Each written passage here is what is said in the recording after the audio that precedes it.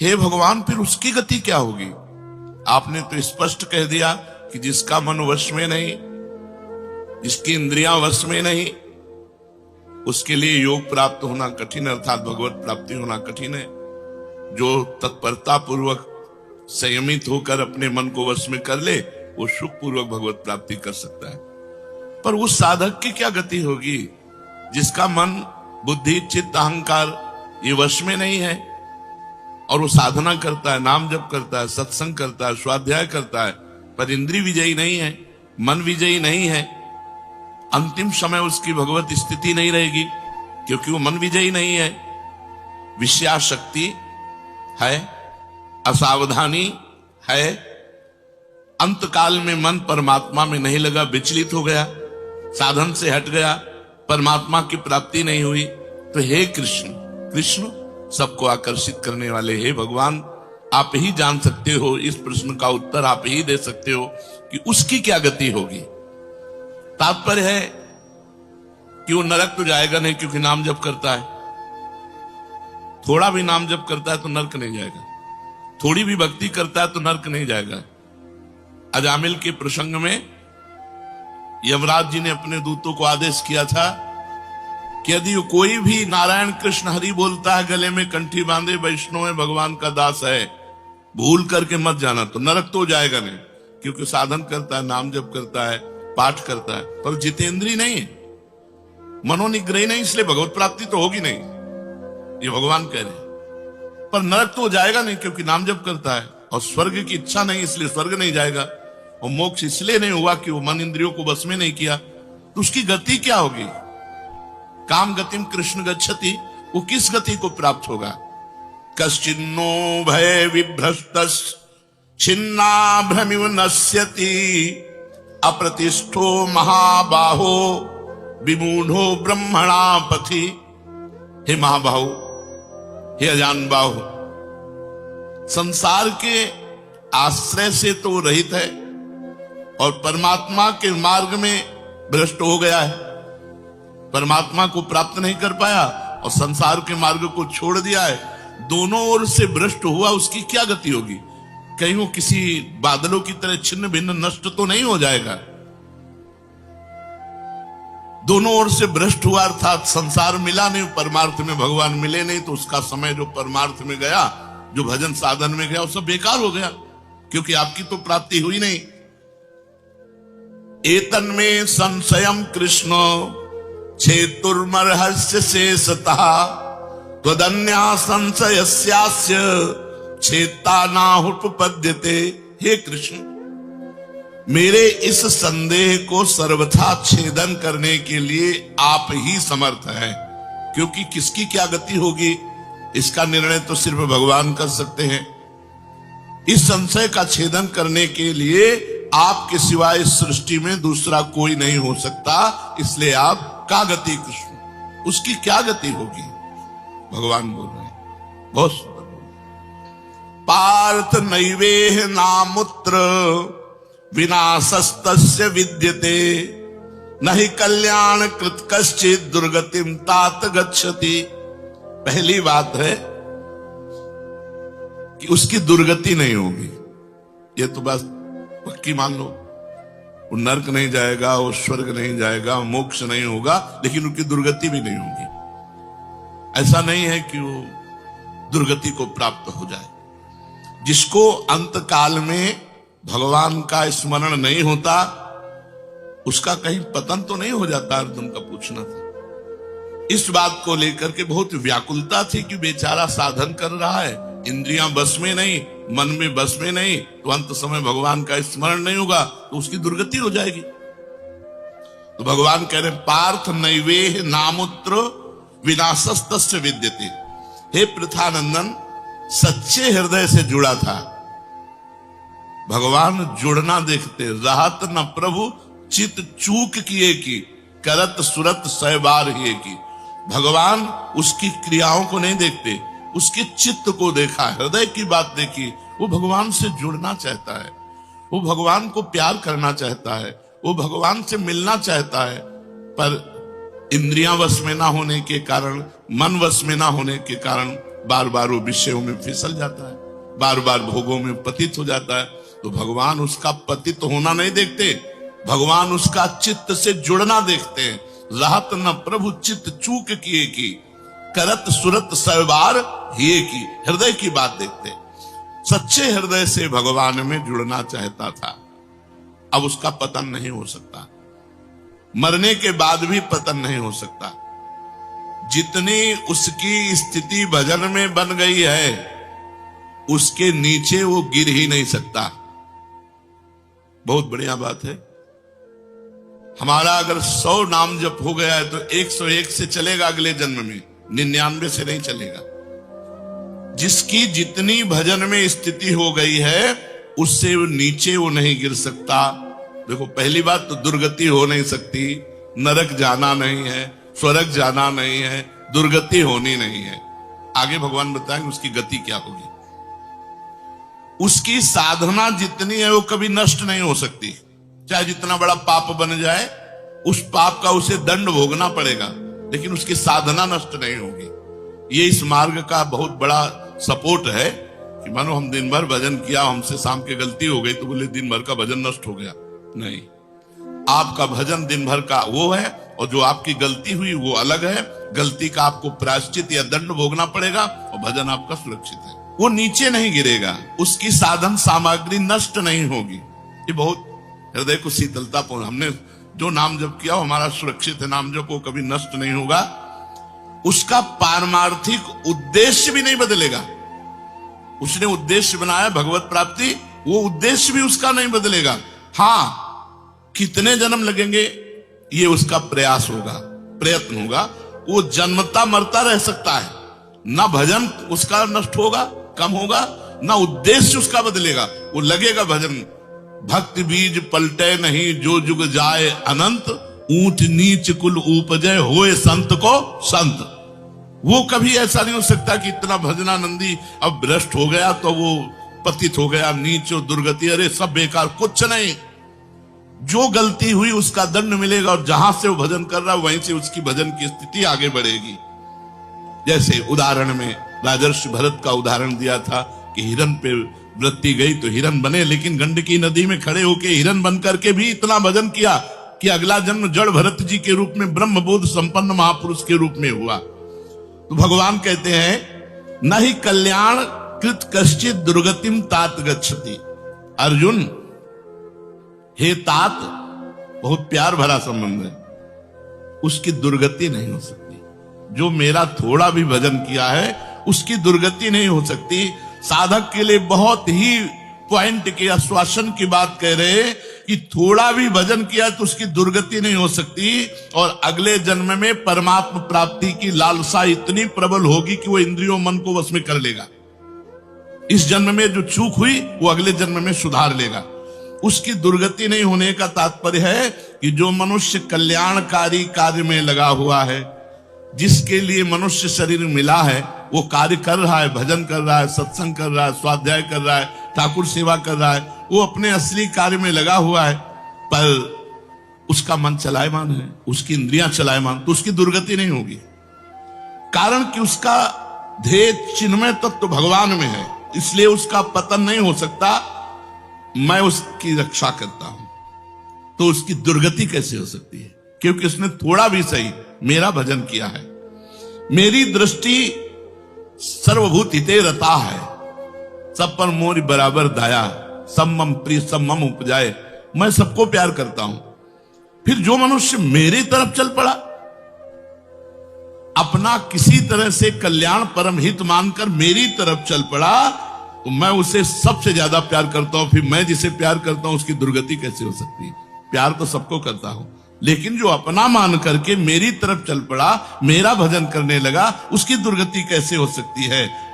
मेरा वो समझे न समझे, उससे वास्तविक संबंध तो है ही। ममई वांसो जीवलोके जीव भूता सनातना। वो भले भगवान से संबंध ठीक नहीं लगा पा रहा, लेकिन भगवान तो जान रहे मेरा संबंधी है, मेरा अंश है। ये संसार के साथ उसका वास्तविक संबंध नहीं है। उसने मेरे साथ इस वास्तविक संबंध को, असली लक्ष्य को उसने स्वीकार किया कि अब इस जन्म में भगवान को प्राप्त करना चाहता हूं, तो चाहे जितना बड़ा गलती पड़ गई हो, अपराध पड़ गया हो, उससे दुर्गति उसकी नहीं हो सकती। भगवान कहे उसका किया हुआ साधन नष्ट नहीं हो सकता।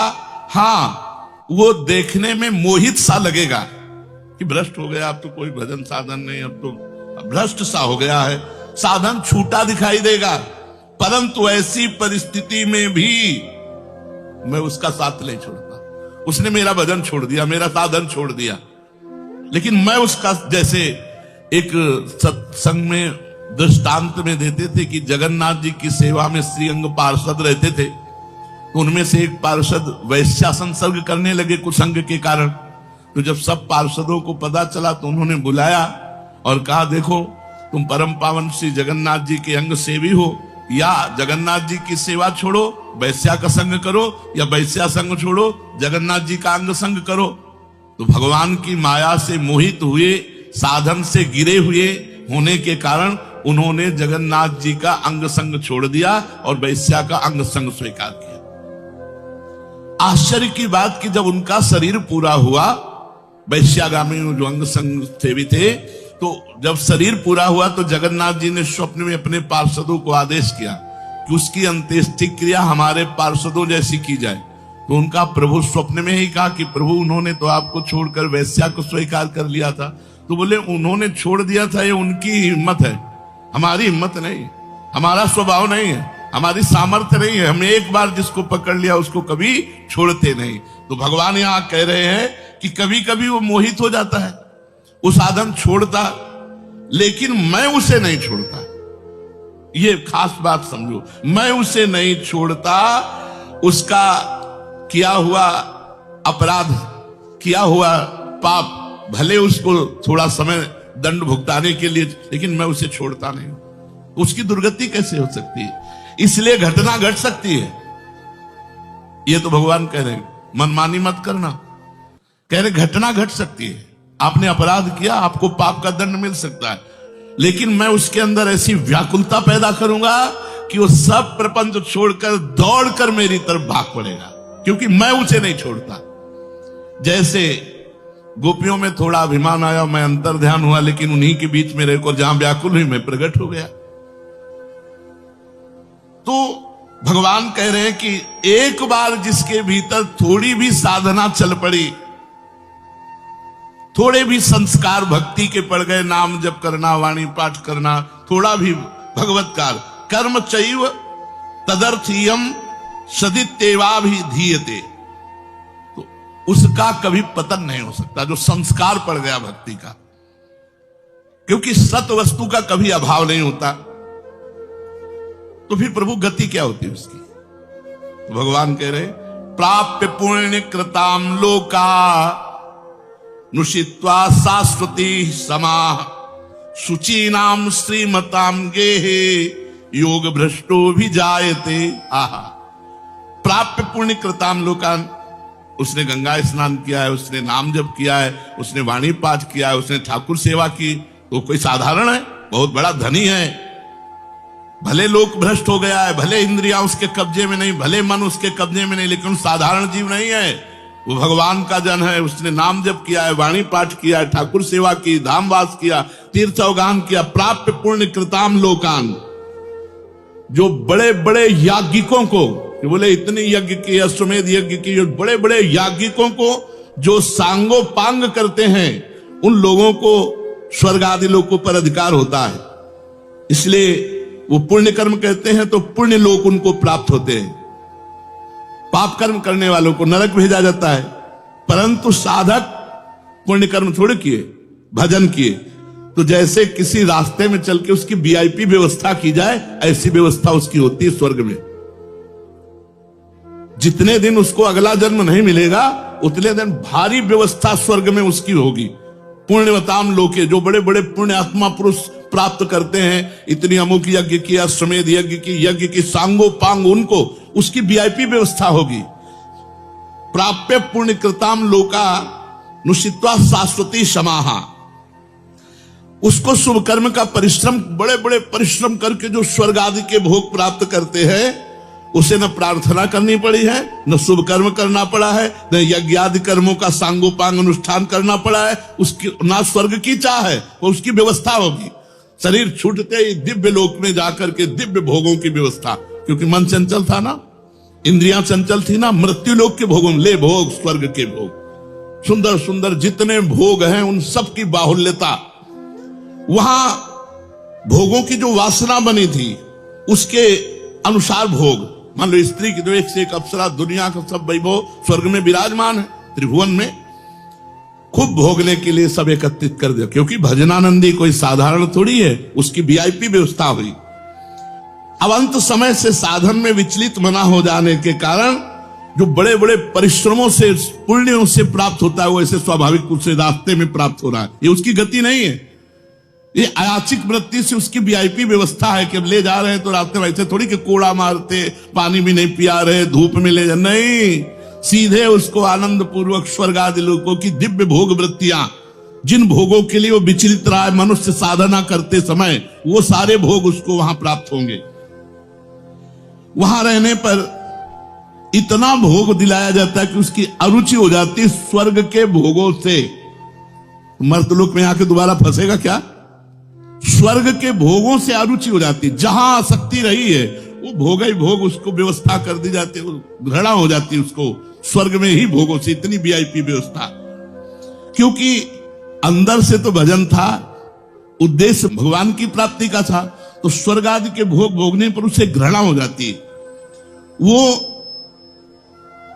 अपनी वासना जो अंदर थी, जिनके कारण इंद्रियों मन को जीत नहीं पाया, वो देख लेता है, अरे अब ये तो मर्त्य लोक के भोग है, स्वर्ग के भोग, उसको वहां उसके अंदर घृणा हो जाती है। उसित्वा शाश्वती क्षमा, फिर उसे और ऊंचे लोकों में, अगर समय है अभी, तप लोक, जनलोक, महालोक, ब्रह्मलोक, ऐसे महान लोकों में उसे ऊंचे के लोकों में भेजा जाता है। और वहां भी इसलिए भेजा जाता है कि यहाँ के स्वर्ग के भोगों से रुचि, अब यहाँ के ब्रह्मलोक के भोग देख ले। भजन का फल है ब्रह्मादिक के भोग सब विषम लागत ताई, नारायण ब्रज चंद की लगन लगी है जाई। जब ठाकुर जी से मिलने की चाह लग जाती तो यही इसी शरीर में ब्रह्मादिक के भोगों से भी वैराग्य हो जाता है। भोग भोगने के उद्देश्य से नहीं, क्योंकि जो भोग भोगने के उद्देश्य से जाते हैं उनके पुण्य क्षीण होने पर फिर वो लौटकर मृत्यु लोक में आते हैं, इसलिए वो सीमित वर्षों तक स्वर्ग लोक आदि में रहते हैं। परंतु जिसका उद्देश्य भोग नहीं भजन था और योग भ्रष्ट हो गया है सूक्ष्म वासना के कारण, तो स्वर्ग आदि लोकों में जाएगा, उसका भजन नहीं छीण होगा। जैसे पुण्य आत्मा स्वर्ग गया, भोग भोगा, तो उसका पुण्य छीण होगा, लेकिन इसका नहीं, इसका तो स्टॉक है, ये तो भागवतिक व्यवस्था है उसकी, ये ब्याज की व्यवस्था है, मूल तो ऐसे ही साधन संपत्ति है। देख लो, कोई घाटे का सौदा नहीं, वीआईपी व्यवस्था होगी। मरने के भी बाद अगर चूक हो गई तो, और चूक ना हुई तो सीधे निकुंज चलना है। वैसे यहां चूक हो जाए तो भी निकुंज जाना है, क्योंकि वृंदावन धाम है ना। अगर यहां शरीर छूटेगा तो यहां स्वर्ग थोड़ी ले जाएंगे, देवताओं का प्रवेश है नहीं, यहां तो वृंदा सखी सहचरियों का है। वो बहुत वर्षों तक उसके भोग सुविधा की सीमा नहीं रहती, ऐसी व्यवस्था होती है। अच्छा, जो भोग भोगने के उद्देश्य से ऊंचे लोकों में जाते हैं उनको फिर पतित होना पड़ता है, लेकिन ये योग भ्रष्ट जब ऊंचे लोकों में जाता है तो पतित नहीं होता, उसकी साधन संपत्ति प्रकाशित रहती है ज्यों की त्यों, और उसका सद्भाव जागृत रहता है। सब मिथ्या है, भगवान मिथ्या करवाते करवाते ब्रह्मलोक तक के भोगों का मिथ्या। अब उन सुख भोगों को भोगने के बाद शुचि नाम श्रीमताम गेहे योग भ्रष्टो भी जाते। अब यहां जब प्रकट हुआ, कब उसका जन्म होगा? कोई सीमा रखी जाती है? अरुचि, अरुचि सीमा रखी जाती है। जब तक उसे भोगों में अरुचि नहीं होगी तब तक ऊपर के लोगों को भोगों में उसे रखा जाएगा। नरक वरक तो जाने की बात नहीं, वीआईपी भोग। जब अरुचि हो गई, अरुचि होगी ही, क्योंकि वो भगवान का भजन करता रहा है। वो ऐसा नहीं कि अब विश्राम मान ले कि अब अप्सरा मिल गई, विमान मिल गया, स्वर्ग मिल गया, अब यही नहीं। उसकी यात्रा नहीं रुकेगी, उसका भजन उसको कचुटेगा, उसके अंदर जलन पैदा होगी, अशांति हो जाएगी। ये सब भोग नहीं चाहिए, मुझे भगवान चाहिए, चलो ब्रह्मलोक। वहां भी ये नहीं चाहिए। तो अब शुचि नाम श्रीमताम गेहे योग भ्रष्टो भी जायते। अब योग भ्रष्ट जब मृत्यु लोक में लौटा तो जगत पूज्य घर में पैदा हुआ, जगत पूज्य घर में। श्रीमान, सारा संसार जिसे झुके, ऐसे घरों में पैदा, उच्च कुल, भक्ति संपन्न। श्रीमान का मतलब होता है, एक लौकिक शब्द होता है वैभव संपन्न, लेकिन भागवतिक वैभव संपन्न महापुरुषों के घर में उसका जन्म होता है। और लौटने का कारण जो है, उस कारण को भगवान जानते हैं, उसकी बहुतायत कर देते हैं। स्वर्ग भोगा, ब्रह्मलोक के भोग भोगे, और यहां सारे भोग उसके दे दे, ये ले, अरे भगवान का दास है कोई और, ये ले। ऐसे घर में पैदा किया। अब उसकी जो साधन संपत्ति उसको खोल देते, अभी तक बंद रखा, हानि नहीं हो सकती। अब जो ही जन्म हुआ, जैसे अपने लोग, अब जो ही स्कूल जाते, स्कूल से पढ़ के आते, लगता है मां नहीं टिकेगी, पिता नहीं टिकेंगे, सब मरेंगे, तो मेरा साथी कौन है, मेरे जीवन का लक्ष्य क्या है, क्या यही उद्देश्य है। बस बैठ जाते एकांत में, और संत जन आते थे, वो श्री राम जय राम जय जय राम, श्री राम जय, कीर्तन कराते थे तो वही याद था, श्री राम जय राम जय जय राम, श्री राम जय राम जय जय राम। बस नाम जप करना निश्चय हो गया। 13 वर्ष के उसको भागो। ये देखो, उत्तम कुल ब्राह्मण के घर में, और पूरे साधु महात्माओं का सानिध्य, और पिता पूरे स्वयं महात्मा, नंगे पैर हल जोतते, बड़ी कठिन परिश्रम के द्वारा वो उदर पोषण करते। और संत महात्मा 8-8, 10-10 संत महात्मा दरवाजे पर। बच्चापन से ही क्या बन, अब मुझे संसार से भाग, किसी ने हमें सिखाया नहीं, भागो संसार से और भगवान की प्राप्ति करो। तो मनुष्य जन्म में जे ही जन्म लिया, से साधन संपत्ति खोल दी गई। अब वो साधन में एकदम चिपक गया, क्योंकि पीछे जहां चूक हुई थी, वो ऊपर से नीचे तक सब समुदाय भोगों का देख लिया। अब उसका अंतःकरण साधना से परिपूर्ण होने लगा। वो जो अंकित संस्कार भोगों के थे, वो अरुचि पैदा हो गई। योग भ्रष्ट अज्ञात रूप से पुनः ऐसी साधना में लग गया जिसमें किंचन मात्र भी इंद्रिय और मन का मनोरंजन नहीं, पूर्ण इंद्रिय विजेता, पूर्ण मन को संयम में करके। अब वो ऐसी योग भ्रष्ट जो पुरुष था, श्रीमानों के घर में जन्म लेकर के, वो भोगों में फंसेगा नहीं, पुनः भजन में बड़ी तेजी से चल देगा, और ये उसका आखिरी जन्म होगा। तेजी से भजन करके भगवत प्राप्त हो जाएगा। तो अर्जुन जी ने पूछा था कि फिर क्या उसका पतन हो जाएगा? जो भगवान का भजन करता, भगवत प्राप्ति नहीं कर पाया, मन वश में नहीं हुआ, इंद्रिया वश में नहीं हुई, तो भगवान ने उत्तर दिया, वो ऊंचे के लोकों में जाकर खूब सुख भोग, जिन भोगों के लिए लालायित रहा था, वो सब भोग मिलेंगे, और अंत में श्रीमान के घर में, कुलवानों के घर में जन्म लेकर भक्ति का ऐसा वातावरण मिलेगा कि जन्म से ही भगवान के भजन में लगकर वो इस जन्म में भगवान को प्राप्त कर लेगा। शेष चर्चा आगे। दोस्तों, बहुत समय से आप लोगों के प्रश्न आ रहे हैं कि मुख्य द्वार पर जल छिड़कने का सही समय क्या होता है और सही विधि क्या होती है, किस समय हमें जल छिड़कना चाहिए, और क्या मुख्य द्वार पर जल छिड़कने के लिए स्नान करना आवश्यक है या बिना स्नान किए भी मुख्य द्वार पर जल का छिड़काव किया जा सकता है। झाड़ू लगाने से पहले या फिर झाड़ू लगाने के बाद जल छिड़कना चाहिए। और एक और प्रश्न आया है कि क्या पीरियड्स में हम अपने घर के मुख्य द्वार पर जल का छिड़काव कर सकते हैं या मुख्य द्वार पर दीपदान कर सकते हैं। और जल से ही जुड़ा हुआ एक और प्रश्न है आपका कि मंदिर में जो प्रतिदिन हम एक लोटा जल रखते हैं, उस जल का हमें क्या करना चाहिए, किस प्रकार प्रयोग करना चाहिए। क्या हम उसे खाने में प्रयोग कर सकते हैं या फिर हम किसी पौधे में डाल सकते हैं। उस जल का उपयोग किस प्रकार से होना चाहिए। और कुछ लोगों का कहना यह है कि जब हम मुख्य द्वार पर जल छिड़कते हैं तो घर के अंदर की तरफ से जल छिड़कें या घर के बाहर की तरफ से जल का छिड़काव करें। इसके बारे में कई लोग शंका में हैं। आज यह शंका भी दूर हो जाएगी और मुख्य द्वार पर जल छिड़कने से संबंधित आपका अगला प्रश्न है कि कई ऐसे लोग हैं जो कि फ्लैट में रहते हैं, कुछ ऐसे लोग हैं जो कि किराए के मकान में रहते हैं, एक ही कमरे में रहते हैं, तो उन्हें अपने घर पर मुख्य द्वार पर दीपदान किस प्रकार से करना चाहिए, जल कहां छिड़कना चाहिए, मतलब वह इस